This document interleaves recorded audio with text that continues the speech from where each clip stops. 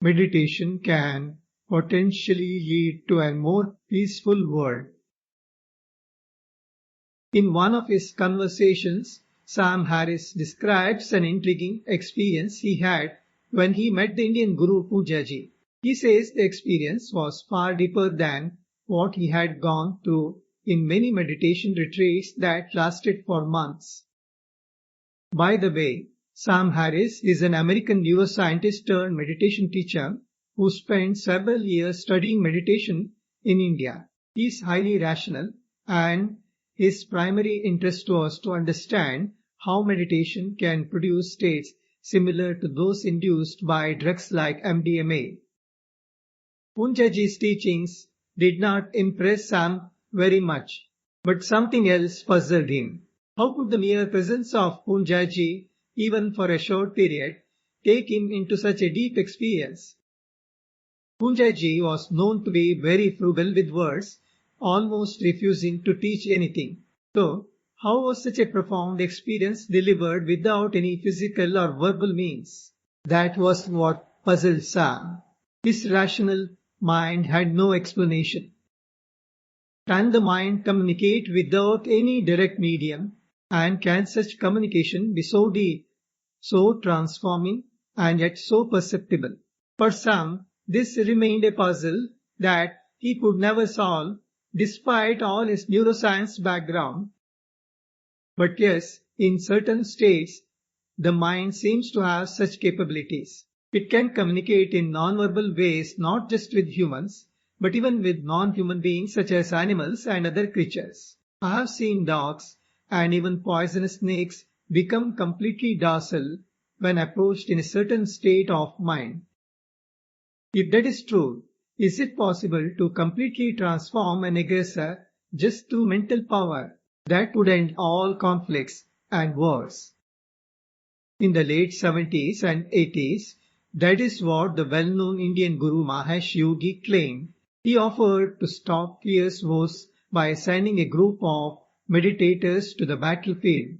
The meditators would silently meditate, and just like that, the enemy would give up their aggression. I wish it were really true. That would have saved many lives and much suffering. But does it really work that way? Can a mind, whatever state it is in, influence another mind in such a way that aggressive tendencies are given up? Maharshi and his followers offered sound theories on how such a thing might be possible. They even had a few research papers on the subject, but most people dismissed it as mere publicity. Personally, I do believe that the mind has such a capability. But does it always work? If you look at history, it does not. Buddha, who had such a powerful mind, could reform even a tyrant like Ajatashatru in a single sitting. Yet, he could not prevent the endless infighting among his own followers. Even a kind and all-loving Jesus Christ was tortured and crucified. His mental power had no effect on his tormentors. The all-powerful Krishna could not stop the bloody massacre that followed the terrible Mahabharata war. As a friend of mine once said jokingly, having a powerful radio station means nothing if the receiver is not even switched on, let alone tuned in. To receive, the other must be receptive. So, reducing aggression through mental power alone is wishful thinking. It may influence a curious Sam, but not an aggressor whose mind is closed.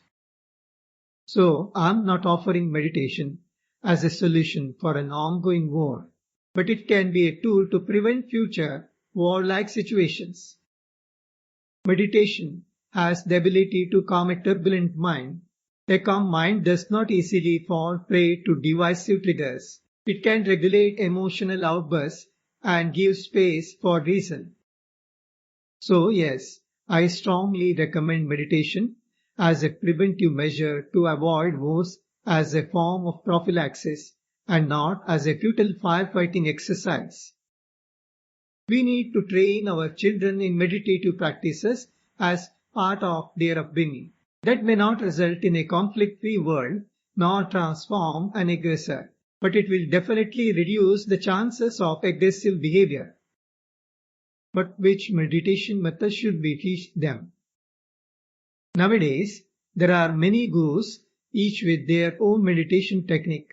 One recommends fast-paced breathing. Another suggests passively observing the breath. One asks you to focus on the tip of the nose or the space between the eyebrows. Another talks about focusing on an imagined energy moving up and down the spine. One asks you to focus on a monosyllabic sound. Another asks you to chant a mantra. As many gurus, so many techniques. Which one is the best? It is like asking what the best way to eat is. A Japanese or Chinese person uses chopsticks.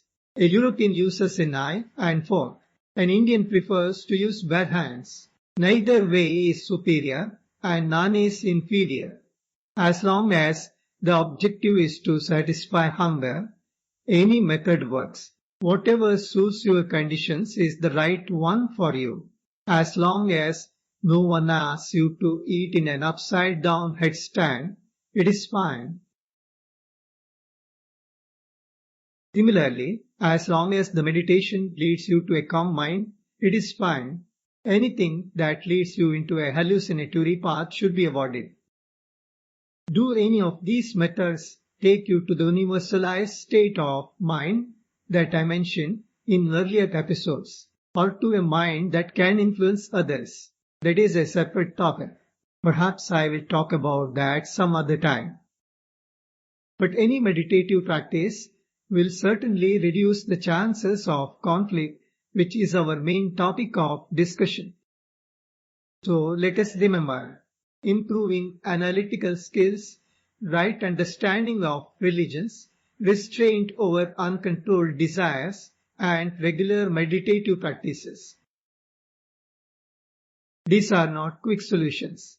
They will not eliminate conflict overnight, but they can shape a different kind of mind, a mind that pauses, reflects, and does not react blindly. And if such minds become more common, the world they create will also be different. At the very least, we can offer this possibility to our children for their future and for the world they will inherit.